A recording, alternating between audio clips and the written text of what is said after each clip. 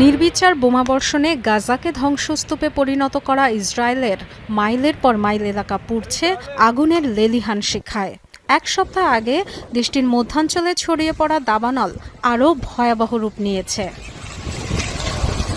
শুষ্ক উত্তপ্ত আবহাওয়ার পাশাপাশি বেড়েই চলেছে বাতাসের তীব্রতা, যা ঘন্টায় 90 থেকে 100 কিলোমিটার গতি পর্যন্ত উঠতে পারে বলে পূর্বাভাস দেওয়া হয়েছে। তাই ব্যাপকতা বাড়ছে দাবানলের। প্রবল দাপটে ছড়িয়ে পড়ছে বিস্তীর্ণ এলাকায়। 2891 একর পাহাড়ি এলাকা ছাড়খাড় করে এগিয়ে চলেছে জেরুজালেমের দিকে। বন্ধ হয়ে গেছে তেল আবিব জেরুজালেম প্রধান সড়ক। 1.5 বছর ধরে গাজায় নিরীহ মানুষের উপর নিধনযজ্ঞ চালালেও এখন আগুনের কাছে যেন অসহায় ইসরায়েল।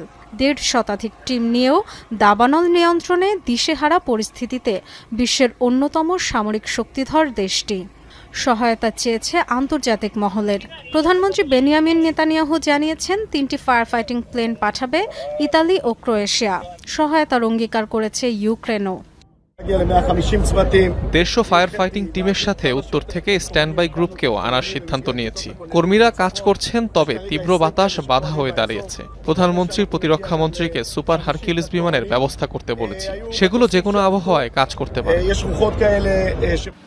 ইসরায়েলে মেমোরিয়াল ডের নানা আয়োজন বাতিল করা হয়েছে দাবানলের কারণে।